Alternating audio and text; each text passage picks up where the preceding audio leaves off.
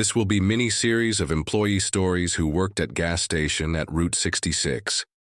I will tell them until workers run out of stories or until they mysteriously disappear. Enjoy. I never thought I'd end up back here, staring at the flickering neon sign that buzzed like a swarm of angry insects against the endless black stretch of Route 66. The gas station squatted on the side of the highway like a forgotten relic, its pumps rusted and lonely under the pale glow of the overhead lights.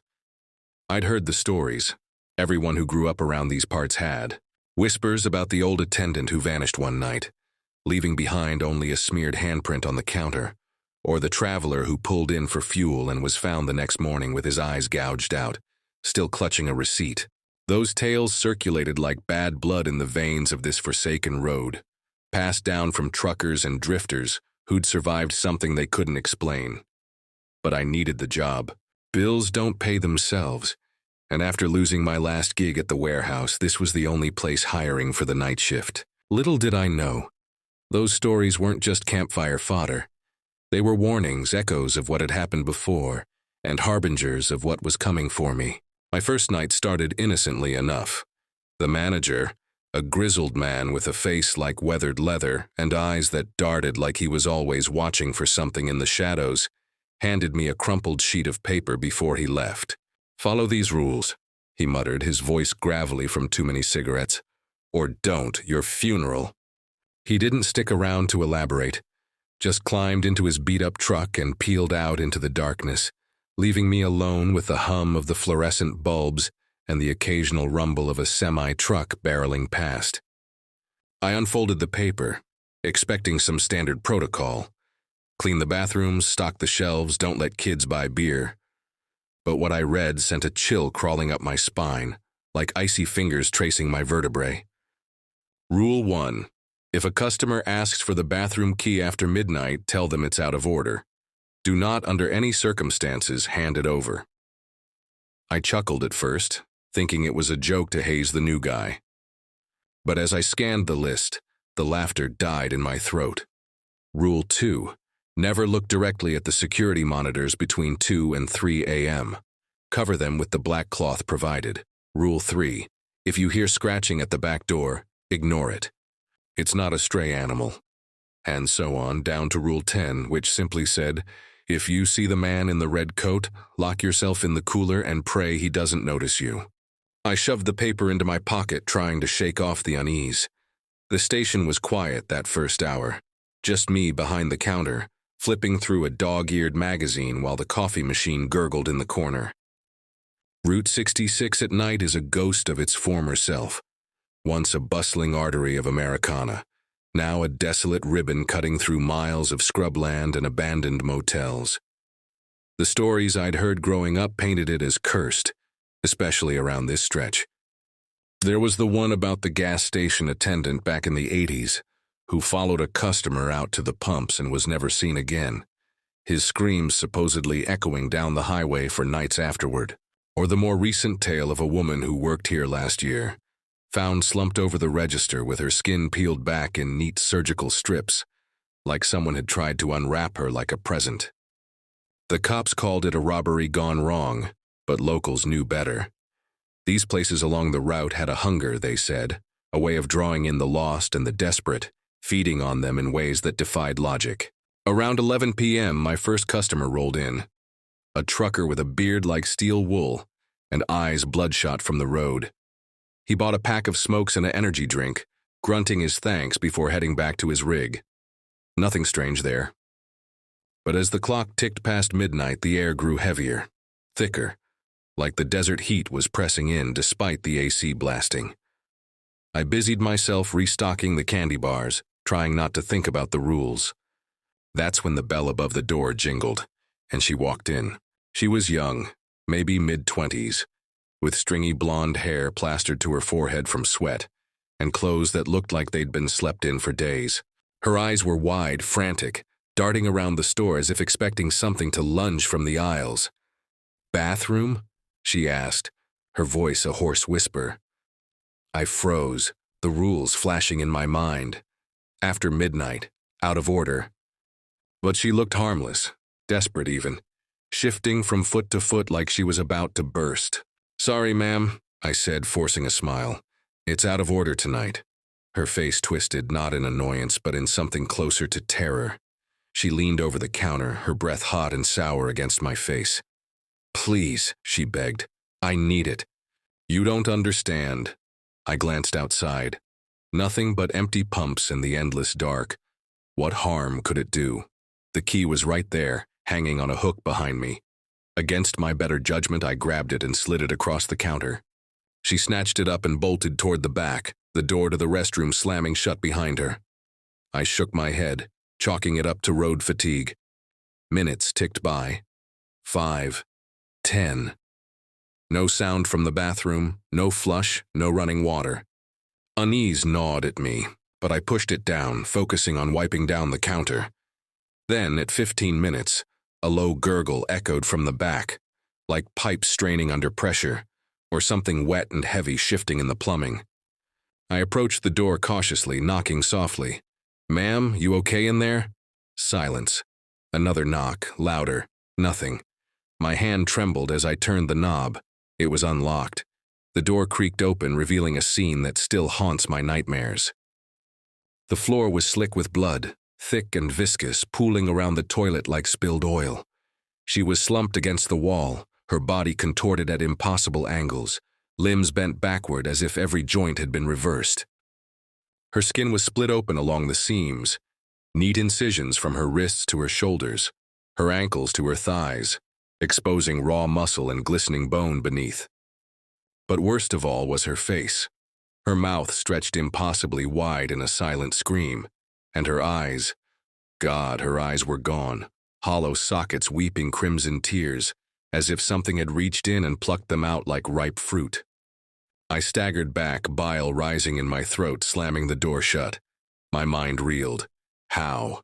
There was no weapon, no sign of struggle, just her, broken and emptied. Fumbled for my phone to call the cops, but the line was dead, static hissing like laughter. Panic surged as I remembered the rules. I'd broken the first one. Whatever was in that bathroom, whatever lurked in the pipes or the walls, I'd let it out, or let her into it. The rest of the night blurred into a nightmare. I barricaded myself behind the counter, eyes glued to the door, waiting for dawn. But around 2 a.m., the security monitors flickered to life on their own. Rule 2 screamed in my head, "Don't look. Cover them." I grabbed the black cloth from under the counter, but curiosity, or stupidity, made me glance. The screens showed the pumps outside, grainy black and white feeds. At first, nothing. Then a shape materialized in the corner of one monitor. A figure, tall and gaunt, standing just beyond the light's reach. It wasn't moving, just watching. Its head tilted unnaturally, like a predator sizing up prey. I threw the cloth over the monitors, heart pounding so hard I thought it would burst. But the scratching started soon after. At the back door, persistent and rhythmic, like nails dragging across metal. Rule 3. Ignore it. It's not a stray. I plugged my ears, humming to drown it out, but the sound burrowed into my skull, evolving into something wetter, more organic, like flesh tearing slowly. By 3 a.m., the station felt alive, pulsing with malice. Whispers slithered from the vents, indistinct but mocking, recounting fragments of those old stories. The attendant from the 80s who'd ignored the scratching and was found with his spine pulled out through his mouth. Or the woman last year, whose peeled skin was arranged in patterns on the floor, spelling out pleas for help. I realized then that this place wasn't just haunted. It was a trap, a nexus where the root's horrors converged, feeding on rule breakers like me. Dawn finally broke, painting the horizon in bloody streaks. The manager returned, his eyes narrowing as he saw my pale face. "You broke one, didn't you?" he said, not a question. I nodded, words failing me. He sighed, handing me a mop and bucket. "Clean it up, and remember the rules next time, or join the stories." That was just my first night. The horrors escalated from there, linking back to those tales I'd dismissed as folklore. But now I know they're real, threads in a web that's ensnared me. If you're driving Route 66 at night and see a gas station with a flickering sign, keep going. Don't stop. Because once you do, the rules apply to you too, and breaking them means becoming part of the legend. As the days blurred into nights, I learned more about the station's history. Locals avoided it, but transients like me got sucked in. The man in the red coat from Rule 10? He'd appeared in stories dating back decades.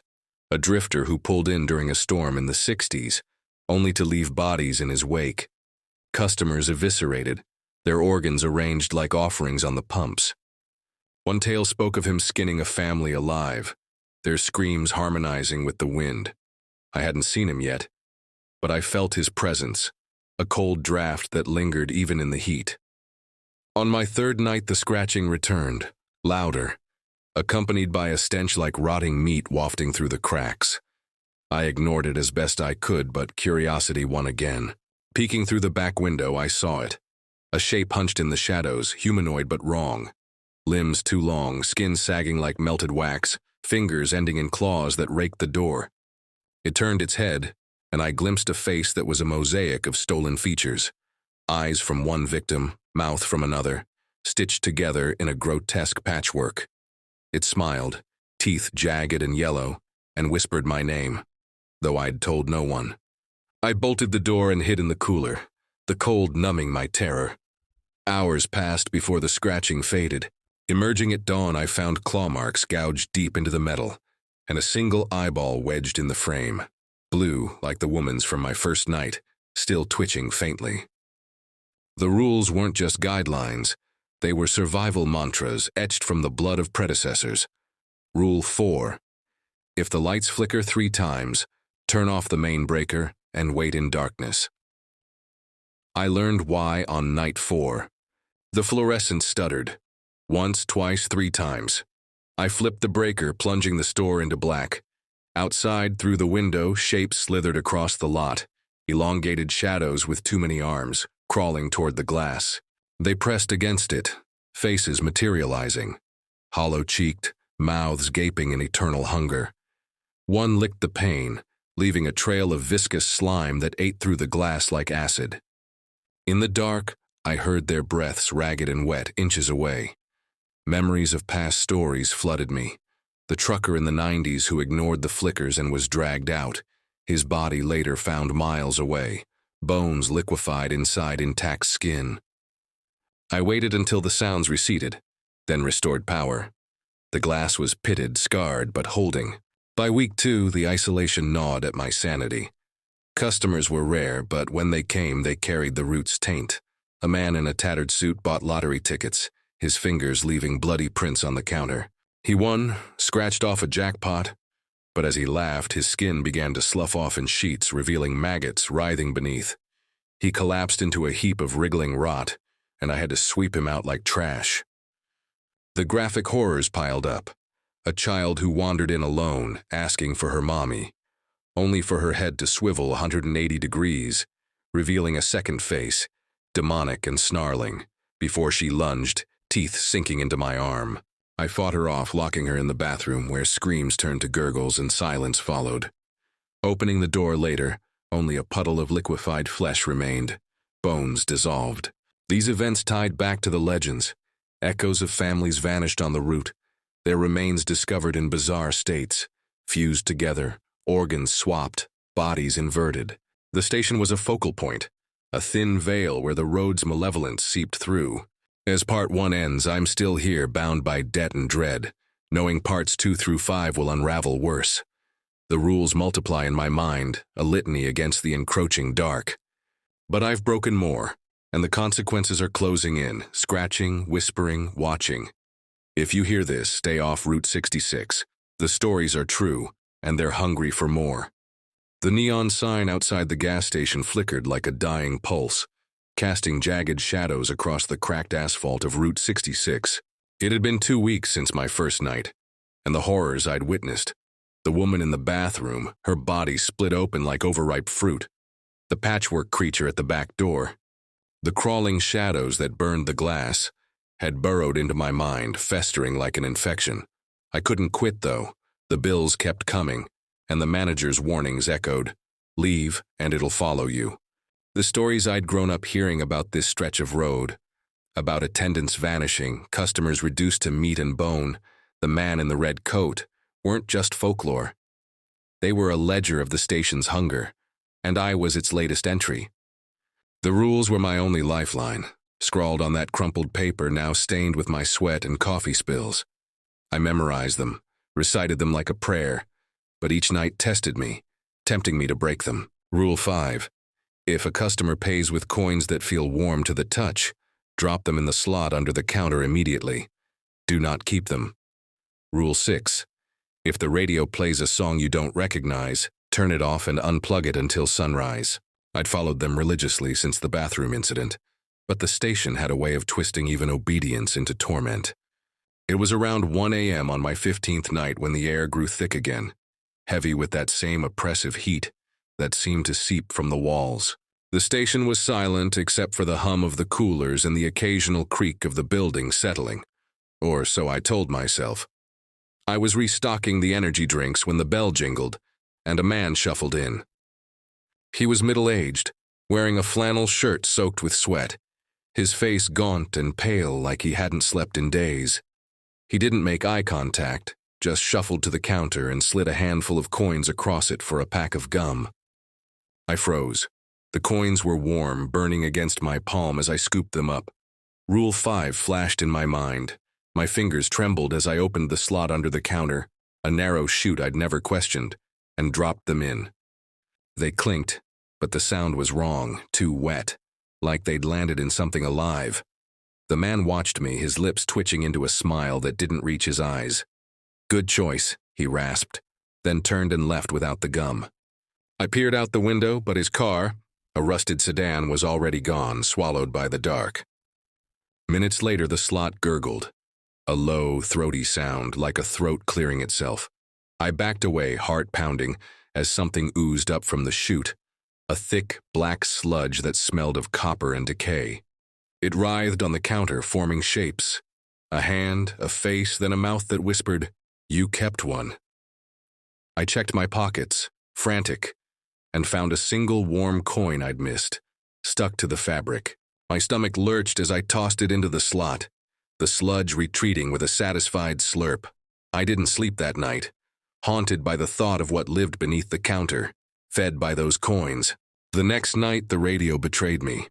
It was an old, dusty thing behind the register, usually silent unless a customer fiddled with it.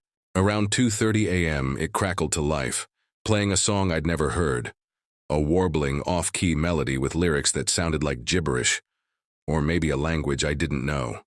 Rule 6. Turn it off. Unplug it. I lunged for the dial, but the music grew louder, the words sharpening into something like, come outside, we see you." My hands shook as I yanked the plug from the wall, but the music didn't stop. It swelled, vibrating through the floor, the walls, my bones. I smashed the radio with a broom handle, plastic and wires scattering, but the song lingered, echoing in my skull until dawn. These incidents tied back to the stories I'd heard as a kid. There was one about a clerk in the 70s who took a warm coin home and woke to find his fingers rotting, black veins crawling up his arms until he clawed his own heart out to stop the pain. Another tale spoke of a jukebox in a diner down the road, long gone now, that played a song no one knew, luring patrons into the desert where their bodies were found, throats stuffed with sand. The station was a nexus, I realized, a place where Route 66's curses converged, each rule a barrier against something older, hungrier. By week 3, I was a wreck, sleepless, jumping at every sound. The station felt alive, its walls pulsing with malice. Customers were scarce, but when they came, they carried the road's taint. One night, a woman in a tattered dress bought a soda. Her hands trembling so badly she dropped it. The can burst, spraying red, not soda but blood, thick and clotting. She laughed, a wet gurgling sound, and her teeth fell out, clattering to the floor like dice. I swept them up, gagging, and found they weren't teeth but bone fragments, etched with tiny, frantic scratches like someone had tried to carve a message. The worst came on my 20th night. The lights flickered 3 times, Rule 4. I flipped the breaker, plunging the station into darkness, and crouched behind the counter, remembering the shadows from before, their acid tongues and gaping mouths. But this time, something new joined them. A tapping at the front door, slow and deliberate, like a knuckle rapping glass. I didn't look. Rule 7. Never acknowledge sounds at the front door after a flicker. But the tapping grew insistent, accompanied by a voice, soft and pleading. "Help me," it said. "I'm hurt, please." It sounded human. A woman's voice, trembling with pain. Every instinct screamed to help, but the rules were absolute. I clamped my hands over my ears, but the voice grew louder, now inside the store, inches from me. "Why won't you help?" It sobbed, and something wet brushed my arm, cold, slick, like a tongue made of raw meat. I stifled a scream, staying still until the voice faded with the first light of dawn. When I turned the lights back on, the floor was streaked with slime, leading to the door, where a single bloody handprint marred the glass. The stories from Route 66's past echoed in these moments. I remembered the tale of a couple who stopped at a station like this in the 90s, begging for help after a crash. The clerk let them in, only to find their wounds weren't from any accident.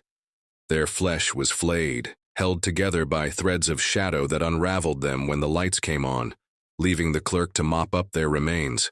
Another story spoke of a door that knocked itself, luring workers outside where their bodies were found, folded inside out, organs pulsing in the open air. I started seeing him, the man in the red coat, on my 25th night. Rule 10 had warned me, but nothing prepared me for the reality. He stood across the highway, just beyond the pumps, his coat vivid against the monochrome desert. He didn't move, didn't speak, just stared, his face obscured by a wide-brimmed hat. I locked the doors, hid in the cooler, and prayed, as the rule instructed. But his presence lingered, a weight in the air. And when I emerged at dawn, the pumps were slick with blood, footprints circling them, bare, with too many toes. The station was no longer just a job. It was a sentence. The rules were breaking me, each one a thread tying me to the horrors of Route 66's past. I found an old logbook under the counter, its pages brittle, detailing other attendants' fates. One who ignored the scratching and was found with his skin stretched across the pumps like a canvas. Another who looked at the monitors and clawed his own eyes out, babbling about the faces in the static. My name was already written on the last page, in my own handwriting, though I'd never touched it. As Part 2 closes, I'm trapped, bound by fear and necessity. The station's hunger grows, fed by my mistakes, its walls whispering stories of those who came before, each a warning, each a promise of what's coming. 3 more nights loom, and the man in the red coat is closer now, his shadow stretching toward me. If you're on Route 66 and see this station, don't stop. The rules will find you, and the road never lets go. The gas station on Route 66 had become my prison, its flickering neon sign a beacon drawing me deeper into the nightmare. 3 weeks in, and the horrors were no longer isolated incidents. They wove together, threads of a grotesque tapestry spun from the road's cursed history. The stories I'd grown up hearing, about the attendant in the 80s whose screams echoed for miles, or the woman last year whose skin was peeled into cryptic patterns, weren't just warnings. They were prophecies, and I was living their sequel. The rules scrawled on that sweat-stained paper were my only shield, but they felt like chains, each one tightening the station's grip on me. I'd broken too many already, and the consequences were piling up, dripping from the walls, scratching at the edges of my sanity. It was my 28th night when the air turned sour, thick with the stench of sulfur and something sweeter, like rotting fruit. The rules had kept me alive so far, but they were incomplete, leaving gaps where the station's malice seeped through. Rule 7. Never acknowledge sounds at the front door after a flicker. I'd survived that one, barely, the memory of the slick tongue brushing my arm still waking me in cold sweats. But tonight, a new rule haunted me. Number 8. If the cooler hums in a pattern, 3 short, 1 long, open the door and throw in a piece of raw meat from the stockroom. There was a pack of ground beef in the back, always restocked, though I never saw the manager bring it in. I hadn't questioned it until now. Around midnight, the cooler started its rhythm. Hum, hum, hum, hoom. My stomach knotted as I grabbed the meat, its plastic wrap slick with condensation, or something else. The package felt heavier than it should, pulsing faintly under my fingers like a heartbeat. I approached the cooler, the air growing colder, sharper, as if the station itself was holding its breath. I opened the door, and the darkness inside wasn't just absence of light. It was alive, swirling, a void that seemed to stare back. I tossed the meat in, and it didn't fall. It was caught, mid-air, by something I couldn't see. A wet crunch followed, like bones snapping in a predator's jaw, and the door slammed shut on its own. I backed away, my breath visible in the sudden chill, and noticed a smear on the handle. Blood, fresh, with bits of gristle clinging to it. The stories I'd heard as a kid flooded back, tying this moment to the past. There was one about a clerk in the 60s who ignored the cooler's hum and woke to find his fingers gone, chewed to stumps, with teeth marks that didn't match any animal. Another tale spoke of a delivery driver who opened the cooler without offering meat, only to be pulled inside. His body later found folded into the shelves, his spine bent into a perfect circle. The station wasn't just haunted, it was a predator, and the rules were its terms of surrender. By 2 a.m., the security monitors flickered, tempting me to break Rule 2 again. Never look between 2 and 3 a.m. I'd covered them last time, but tonight, the cloth was missing, vanished from under the counter. Panic clawed at me as the screens buzzed, static resolving into images of the pumps outside.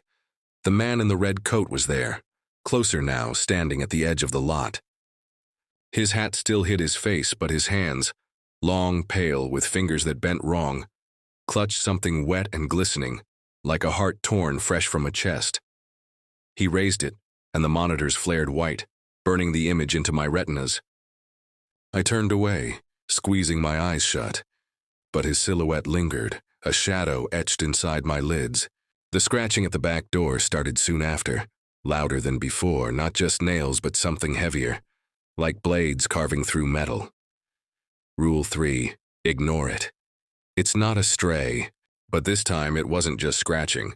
It was pounding, rhythmic, deliberate, accompanied by a low moan that sounded almost human, almost my name. I hid behind the counter, clutching a tire iron I'd found in the stockroom, useless against whatever was out there. The door groaned, bending inward, and a single claw, long, curved, yellowed like old bone, poked through, dripping a viscous black fluid that hissed as it hit the floor, eating through the tiles. I remembered the story of the attendant in the 90s who answered the scratching. They found his body the next day, nailed to the back wall with his own ribs, his heart still beating in a cage of bone. The thing outside wasn't just testing me. It was toying with me, savoring my fear. I stayed silent, trembling until the pounding stopped at dawn. The door was scarred, deep gouges forming a pattern, a spiral like the ones carved into the woman's skin from last year's stories, a symbol older than the road itself. The next night, a customer broke the monotony, or made it worse. He was old, stooped with eyes like clouded glass, wearing a coat patched with what looked like human hair. He asked for a map, his voice a dry rattle, and paid with a single bill that felt warm, almost alive. Rule 5 didn't cover bills, only coins, so I took it, my hands shaking. As he left, he turned and grinned, his mouth splitting wider than humanly possible, revealing rows of needle-like teeth. "You'll see him soon," he said, nodding toward the pumps. I looked out, and there he was, the man in the red coat now standing under the neon sign, his hat tilted up just enough to show a glimpse of a face that wasn't a face, but a writhing mass of flesh, eyes blinking out of sync. I locked myself in the bathroom, ironic given the first night's horror, and stayed until sunrise. When I emerged, the bill was gone, but the counter was coated in a thin layer of ash, flecked with bits of bone. The old man's words echoed, tying back to the stories of the red-coated drifter who'd haunted this stretch since the 60s, leaving bodies in his wake, flayed, hollowed, their organs arranged in spirals that matched the station's scars. He wasn't just a figure, he was the road's avatar, its hunger given form. By week 4, the station was no longer a place but a living thing, its walls breathing, its floors shifting underfoot. The logbook I'd found grew longer, my name appearing in new entries I didn't write, describing things I hadn't yet done. He looked at the monitors. He answered the door. It was predicting my failures, or maybe scripting them. The rules were failing me too. Rule 9, if a child's laughter comes from the vents, seal them with tape. I'd heard it the previous night, a high-pitched giggle that turned into a scream, but there was no tape and the vents oozed a thick red syrup that smelled of iron and decay. The graphic horrors multiplied. One night the coffee machine sputtered, dispensing a black sludge that writhed with tiny translucent worms. I poured it out, but one crawled up my hand, burrowing under my skin before I could scream. It's still there, a faint lump moving under my wrist, pulsing in time with the station's hum. Another night, a customer's dog ran in, barking at the cooler. It lunged, and the door opened on its own, swallowing the dog whole. When I checked, the cooler was empty except for a pile of teeth still wet, arranged in a spiral. As part 3 ends, I'm unraveling. The man in the red coat is closer every night, his presence a cold blade at my throat. The station's rules are a cruel game, and I'm losing, each mistake feeding the road's hunger. The stories, attendants torn apart, customers reduced to offerings, aren't just history. They're my future, written in blood and bone. 2 more nights remain and the station knows my name. If you're driving Route 66, don't stop here. The rules won't save you and the road never forgets. The gas station on Route 66 was no longer just a building. It was a living wound, festering under the neon glow that flickered like a dying star. 4 weeks into my night shift, and I was a husk, my nerves frayed to threads by the relentless horrors that seeped from every corner. The stories I'd heard growing up, about the attendant whose spine was pulled through his mouth, the family flayed alive in the 60s, the woman whose skin spelled please in blood, weren't just echoes of the past. They were the station's heartbeat, pulsing through its walls, its floors, its rules. Those rules, scrawled on that cursed paper, were my only tether to survival. But they were unraveling, each one a trap disguised as salvation. I'd broken too many, and the consequences were closing in, their claws scraping closer every night. It was my 35th night, and the air was thick with a metallic tang, like blood mixed with motor oil.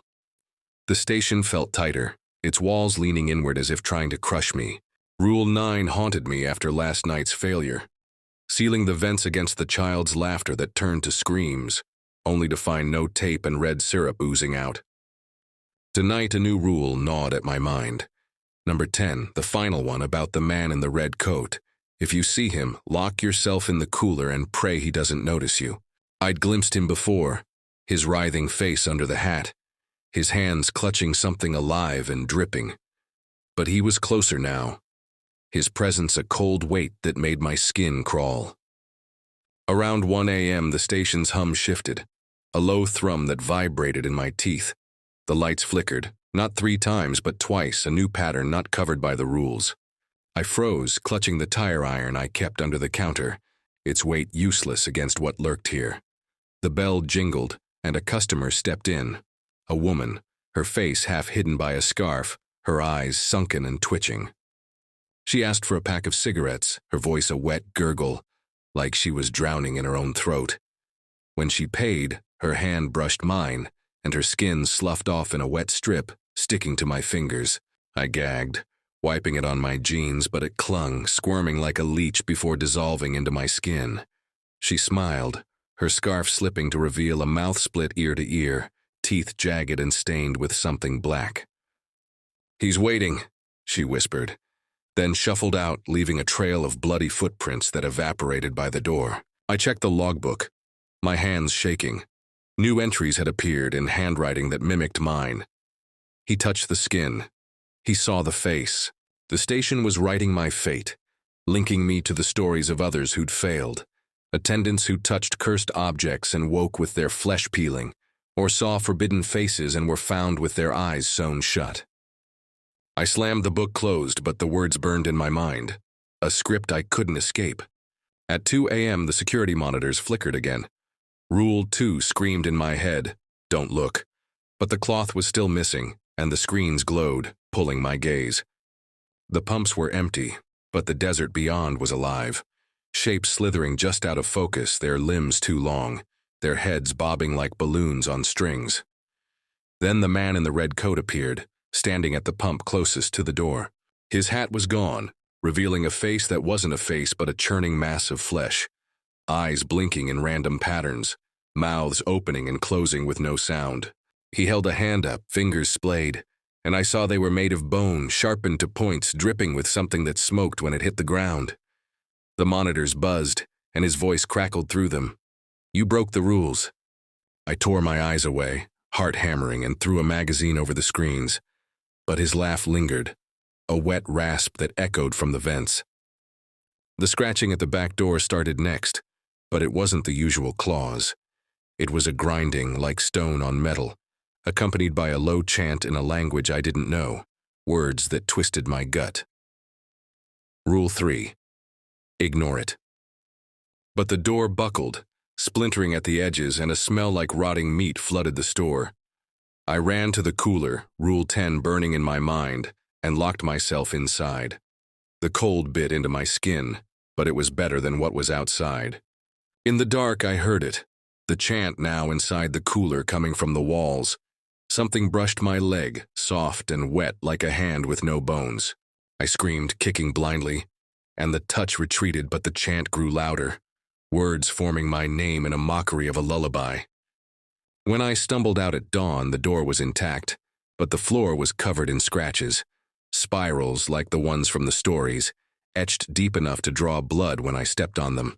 The cooler was empty, but the meat I'd thrown in nights ago was gone, replaced by a single finger, human with a nail painted red.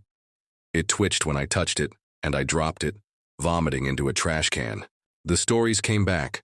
The family in the 60s, their skin stretched into spirals, their fingers found scattered across the lot, still moving. I was living their nightmare, each night a step deeper into the road's hunger. The next night, the station fought back. The radio, smashed weeks ago, crackled to life, playing that same unrecognizable song from Rule 6, its lyrics now clear. Break the rules, feed the road. I unplugged it, smashed it again, but the music came from the walls, the ceiling, my own skull. Then the cooler hummed, 3 short, 1 long.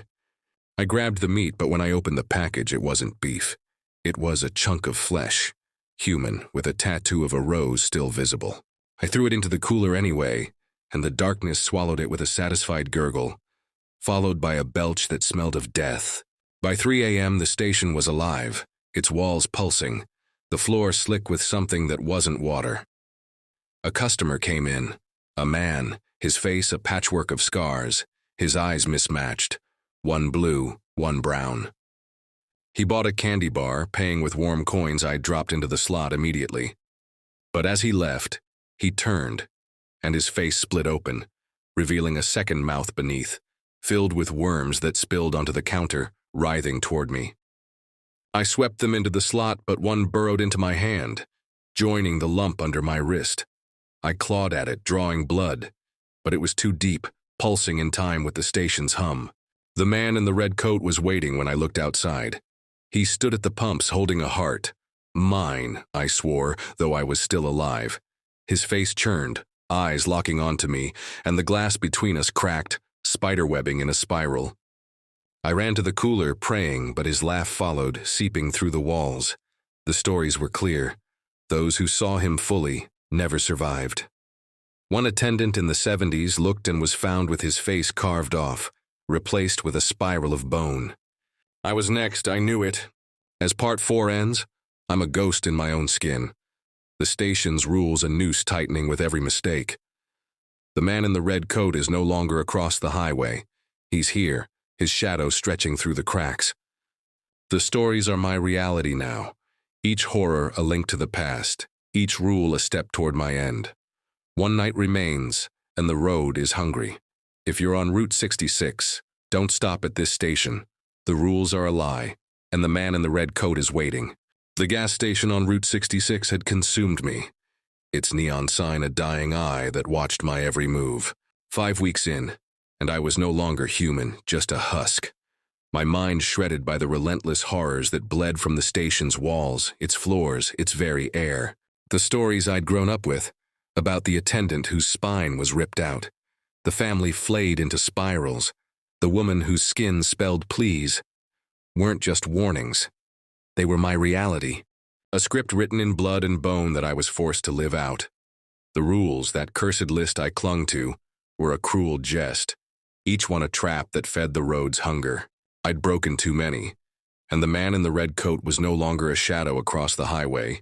He was here, his presence a blade at my throat, his writhing face haunting every corner of my vision. It was my final night, the 40th, and the station was alive, its walls throbbing like a diseased heart.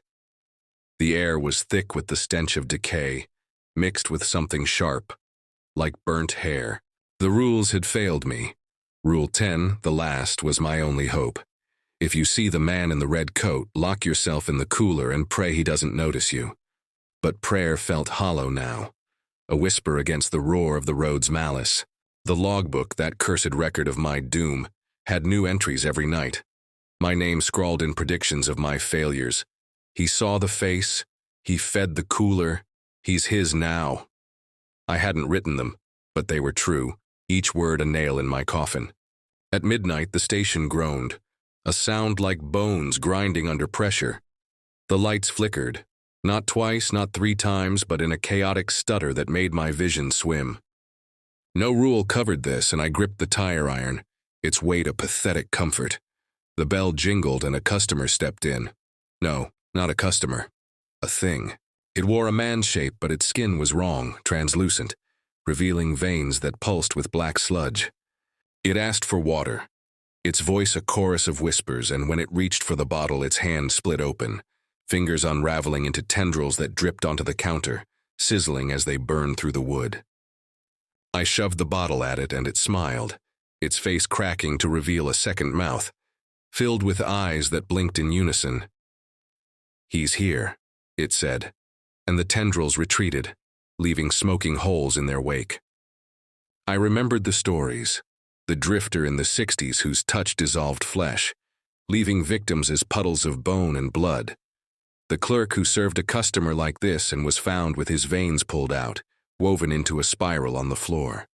I backed away, but the thing's eyes followed me, and when it left, it dragged a trail of sludge that formed a spiral at the door, pulsing faintly, like it was alive. At 2 a.m., the security monitors flared, ignoring Rule 2. I didn't look, but the screens buzzed, their static forming words. "Look at me." I threw a rag over them, but it slid off, and there he was. The man in the red coat standing inside the store, not outside. His hat was gone, his face a churning vortex of flesh, mouths snapping, eyes rolling like marbles in a storm. He held a heart, still beating, and when he squeezed it, blood sprayed across the monitors, dripping down the screens like tears. I ran, Rule 10 screaming in my mind, and locked myself in the cooler, the cold biting into my bones. But he was there too, his voice seeping through the walls, a low chant. "You broke them all." The cooler wasn't safe. The meat I'd thrown in nights ago was back, not as beef but as a mass of flesh, human, with faces pressed against its surface, screaming silently. One face was hers, the woman from my first night, her eyeless sockets weeping blood. Another was the trucker from week 1, his mouth stretched into a grin. They pulsed, their screams vibrating through the cooler, and something grabbed my ankle, a hand, cold and boneless, pulling me toward the mass. I kicked free, slamming the door behind me, but the station was no safer. The walls bled, red syrup oozing from the vents, pooling in spirals that whispered my name. The scratching at the back door was a symphony now, claws and blades and teeth grinding through metal. Rule 3 was useless, ignoring it hadn't worked. I peeked through the window, and there it was, the patchwork creature from week 2, its stolen faces stitched together, eyes and mouths moving in discord. It held a mirror, and in it I saw myself. Not my face, but a spiral of flesh, my features unraveling into the station's pattern. I dropped the tire iron, my hands shaking, and the creature laughed, a sound like glass shattering in my skull. By 3 a.m., the station was a nightmare made manifest. The radio, long destroyed, sang its cursed song. Lyrics now a command. Join the road. The coffee machine spewed worms, hundreds of them, crawling up the walls, forming spirals that pulsed with the station's hum. The cooler hummed, 3 short, 1 long, and when I opened it, the meat was me, a version of my body, flayed and folded, my face staring back with hollow eyes. I slammed the door, but the image stayed, burned into my mind. The man in the red coat was everywhere now, reflected in the glass, standing in the aisles, his shadow stretching across the ceiling. His voice was a chorus, reciting the rules I'd broken, each word a knife in my chest. I ran to the bathroom, the only place left, but it was a mistake. The walls were slick with blood, the floor a mosaic of bones, and the mirror showed him behind me, his hands on my shoulders, his face merging with mine. I screamed, clawing at the glass, and it shattered, slicing my hands, blood mixing with the station's red syrup. The stories were my end. The attendant in the 80s whose screams echoed. He'd seen the man too, and was found with his body turned inside out. The family in the 60s, their skin spiraled. They'd broken the final rule, looked too long. I was them, my fate written in the logbook, my name scrawled in blood. He joined us. Dawn didn't come. The station wouldn't let it. The man in the red coat stood at the counter, his hands offering me a coin. Warm, pulsing, alive. I took it, and my skin burned, peeling away in strips that formed a spiral on the floor. He smiled, his face splitting into 1,000 mouths, and the station swallowed me, its walls closing in, its hum my heartbeat. As Part 5 ends, I'm gone, part of Route 66's hunger, my story added to its ledger. The gas station stands, waiting for the next fool to take the night shift, its rules a lure, its horrors a promise. If you're driving this road, don't stop. The man in the red coat is waiting, and the station never lets go. That's all for today. Hope you can still sleep tonight. Make sure to tune in tomorrow for next story.